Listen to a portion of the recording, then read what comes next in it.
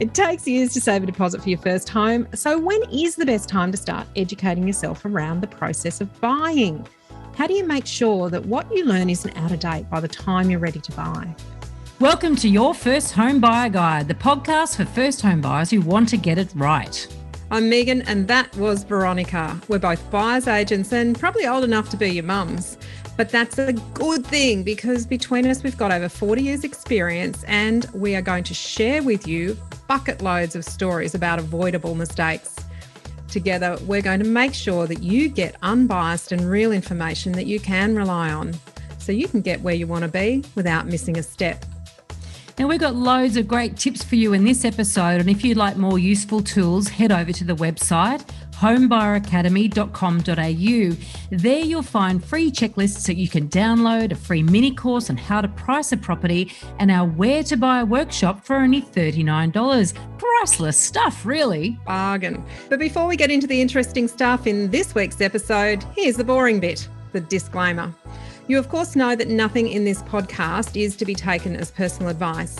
We always recommend getting the advice of an expert in their field of expertise. Now, we've done our very best to ensure that the content is correct at the time of recording, but things change. So check with the relevant government authority or your advisors to get the most up-to-date information.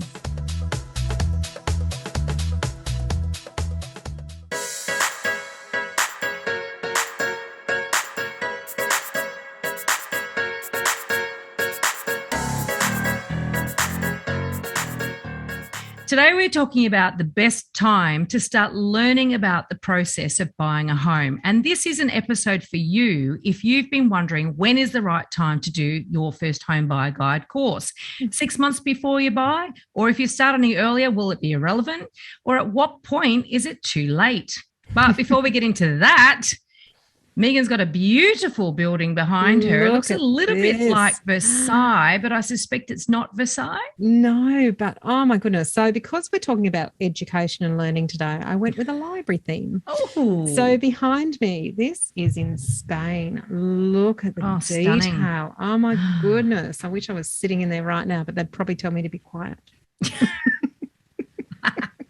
It's we roll. It's gorgeous, isn't it? Do you talk when you read? I talk when I read. I get excited when I see paragraphs. Oh my God, that's so good. Putting a little mark in the page. Oh my God, I've got post-it notes through all these books. Mind you, I haven't read fiction for ages because I'm reading so many different books about behavioural biases. Yeah. And I think there's a book. I think I've got another book coming out. But anyway, that's for another podcast. Look forward to it.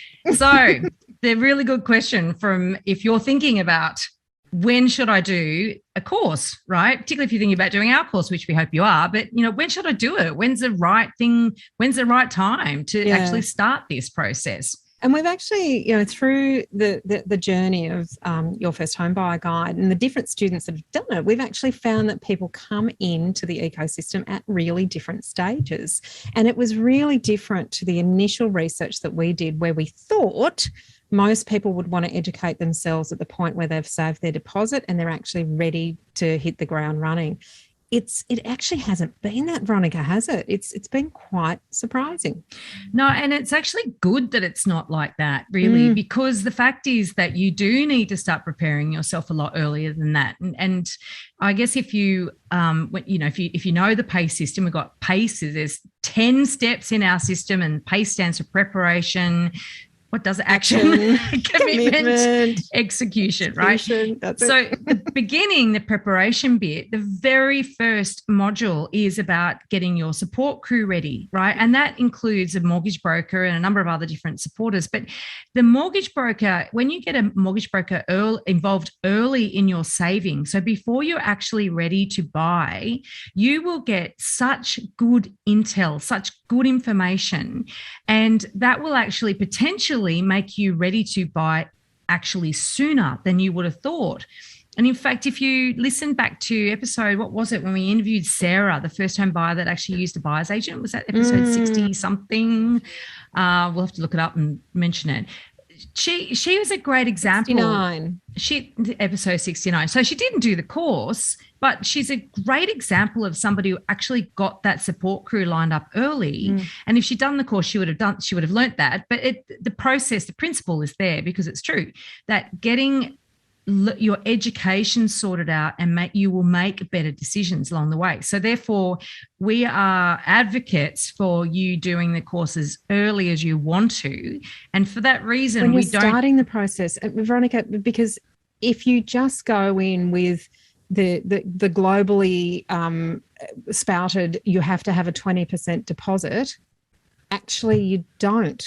But what you need to know is all the different options that are available to you, and this is where a mortgage broker is invaluable, all the different options that are available to you for you to make a decision about your individual circumstances as to whether you should go with a 20% deposit, or if having a 15 or a 12 or an 8% deposit actually might work better for you in your circumstances. And what is a classic with that, and something we do teach in the course, is how to recognise a good mortgage broker. Because the problem is, of course, there are a lot of really crap ones out there, like anything in life, industry. Right? Like anything. Yeah. And how many people have come to us and said, oh, I went to the bank or I went to a broker and they were trying to tell me how I could buy brand new. Yes. And have, this incentive from over here and this grant from over here, and then the developer would kick in this much, and then that's where the person that was advising me gets their money from. They're not independent. Yeah. There's so much to learn about just that, getting your support crew lined up. So look, we recommend, and in fact, episode, what was it, with Mike and Alice is another classic example. 70. Episode 70. So they were students from our beta group, and they actually, and it was because of COVID that they actually signed up earlier than they otherwise would have. Much earlier, yeah. But it worked out, listen to that episode, because they explain how it worked for them, and why doing it early was actually better for them. And also, we don't turn it off. We don't say, oh, you've only got this for a month. We leave it. You basically have it forever. Lifetime as long as Home Buyer Academy exists, you will have access to that course.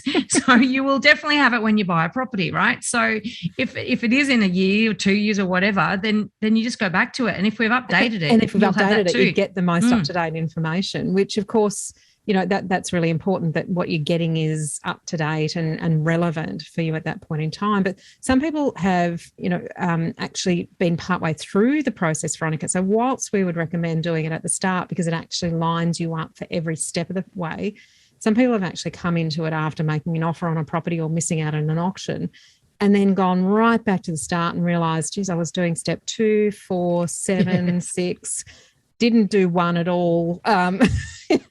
So even coming into it after you've kind of taken yourself through your own little journey is not a bad place to be, I think, as long as you're educating yourself.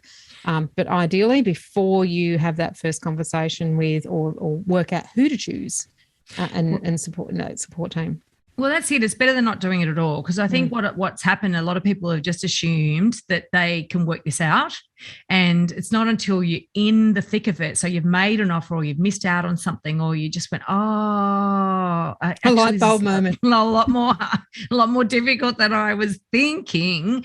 And so then you sort of quick, I need to actually get my support. And so obviously, and we have had, and we've mentioned it before on the podcast, there's been some of our students have done it and crammed it for 2 weeks, almost like cramming for an exam at uni, crammed it for 2 weeks and then gone and bought a property, which is, that's a definite way in which you can use the course. I don't think it's better than nothing. Best way to use the course. Better than nothing.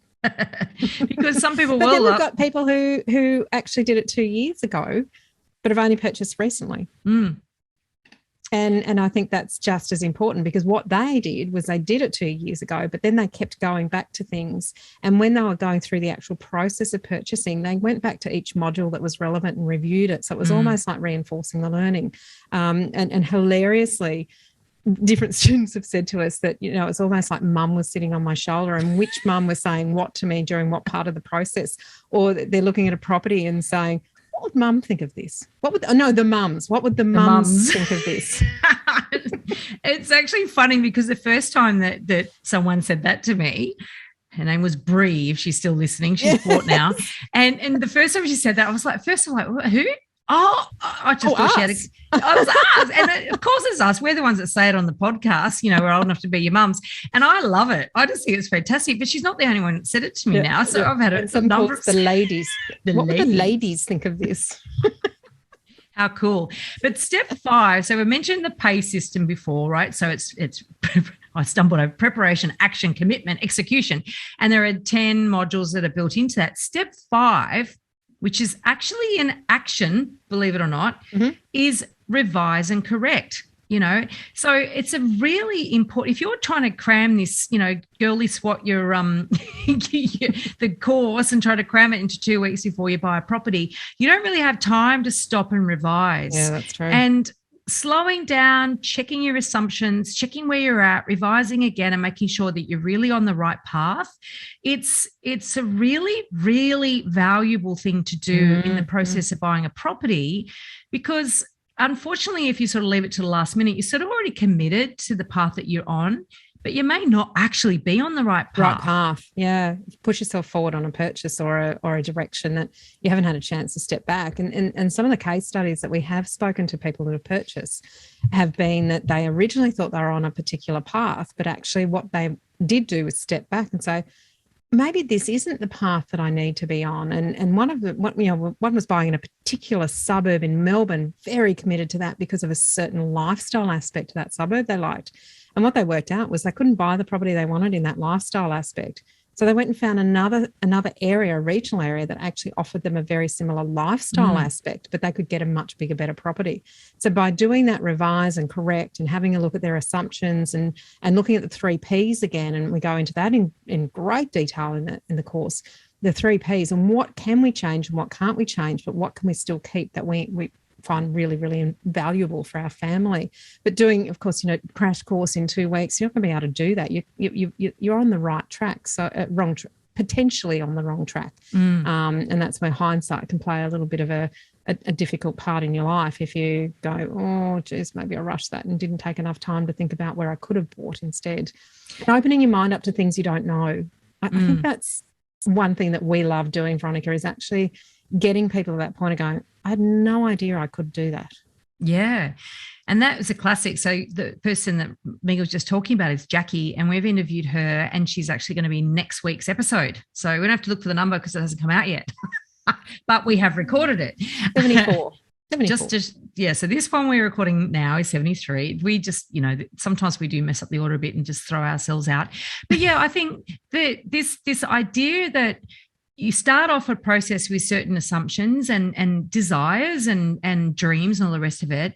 And the Where to Buy workshop is so fabulous for this, actually, because it really does, even if you do that before you do the course, although some people think, well, I'm not ready, why would I do a Where to Buy workshop? But what it actually does, it takes you through a process. Not a really destination. Gets you.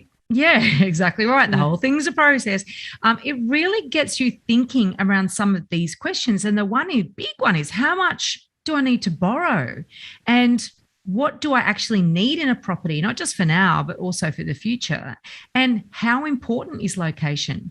And so, these are all 3 very key points that need to be sort of worked through. And so that Where to Buy workshop takes you through various lenses, looking at that problem, if you like, through various lenses. And even that, and having that in the back of your mind to be able to reflect on. When Jackie and her partner got to the point of actually deciding, they had to pivot. That's the other word of 2020, isn't it? They had to pivot because prices were rising so much that they were just on the cusp of being able to afford what they wanted, but most likely not. And so it's like, well, how long do you wait beating your head against a brick wall, defying reality, or do you tackle it? And so they went back and did the Where to Buy workshop again, and they're thrilled now. Like they can't believe actually where they've ended up. So I don't want to give away all next week's episode.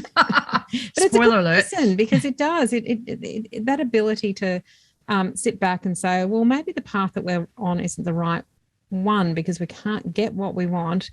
How do we work out what other paths are available to us that we still might love just as much but present other opportunities for us? And I think that revise and correct aspect of it and the self-reflection and even I think it was Jackie who said, people questioned, well, you were so committed to this particular location and, how do you feel? And she said, I feel great. I got so much more than I could have if I'd stuck on that path that I was on and compromised more on the house.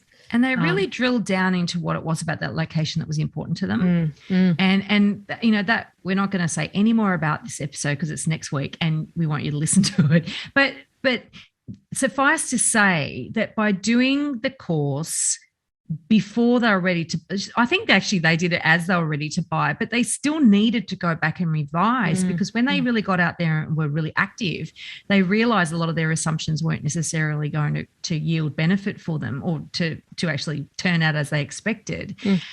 But also what we are about, we're experts. We know this stuff inside out. We know how to buy property, right? But you've got to work out the path for you. And we want to give you the frameworks and the facts and good guidance throughout this, but the frameworks are what's important. So that the process, we keep banging on about that, but, and even working out what's right for you, there's nothing prescriptive in what we do. It's all about giving you the tools to actually work it out for yourself. Good point. And I think, people who are considering a buyer's agent, that's really important to keep in mind as well, because if you want a buyer's agent that wants to keyhole, shove you into a very small keyhole, which is their methodology and their way of doing things and their assessment that doesn't take into account you want someone who'll challenge you on your thinking because that's their job. They're the experts. But it has to be about you and what your needs are, not if you don't accept this property, you go to the bottom of the line and the person who's next in line gets it. A buyer's agent wouldn't say that, would they? Yeah, absolutely. And or it's 80% good enough. Why are you not buying it? Those sorts of things are the things that you want to be very careful. You're not being sort of shoehorned into something that isn't right for you. So understanding who you are, which may take some challenging conversations and some rattling the cage a little bit and some debate amongst you and your advisors, is actually really good and healthy. Because if you staunchly stick to something and don't listen to other input, but then also the people who you're getting your advice from aren't prepared to listen to your thoughts and needs and see where things can come together, then you'll never get really the best outcome. And there might be much better opportunities than what you think are available to you. And I think that's the really exciting thing about even just doing the Where to Buy workshop is it actually makes you stop and think, okay, I thought I was on this path, but geez, there might be something better out there for me. And I need to open up my thinking to explore those. I think what is so important is that buying any property is a massive commitment. Honestly, I think it's more of a commitment than getting married. I really do. Not more than having a baby. Some may beg to differ. The baby analogy, I'll go with that one. I agree with you on that one. It costs There's no pulling out of that one. It costs you more to get out of, or potentially a bad property purchase will cost you more than a bad divorce, maybe. I don't know. But I've been divorced, so I can say these things. So have you, can't you? I can tell you honestly, like I remember when I got divorced, like sort of going off piste a bit here, getting divorced, I remember the property settlement was more complicated than actually the divorce. Actually. The divorce is a hell of a lot easier. The sale of the property can be quite complex, can't it? Anyway, so we digress. The thing though, where I was leading to with that the buying a property is such a huge commitment and getting it right is so important. And you're taking on a lot of debt. You've never had that much debt in your life before. And that is very, very daunting. And it's like, whoa, God, do I really want to do this? So this is sort of like, yeah, I really want to do it. But at the same time, do I really want to do this? Yeah. And so that's all going on. And so using the time to actually arm yourself with education, the processes, and also to really think through what's important to you and what the possibilities are for your search as well. Because, sure, I want to, what's your dream home? I want to have that. Hedges Avenue. Yeah, the beachfront property on the Gold Coast. That's all well and good to go. I'm not buying unless I can get my dream home. I mean, that's sort of stupid at the other end of the extreme. Never going to buy that. Not unless that lotto win comes in. You can get totally right. You've got to buy a ticket to win the lotto.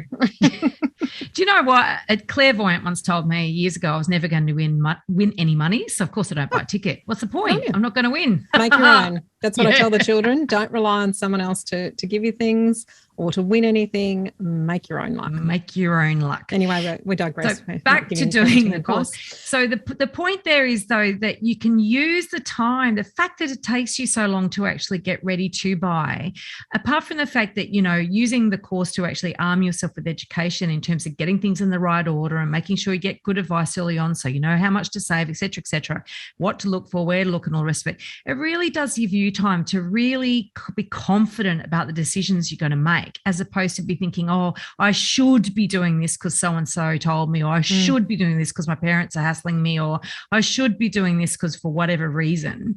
It sort of gives you time to actually come back to yourself, like Megan said, what is right for you.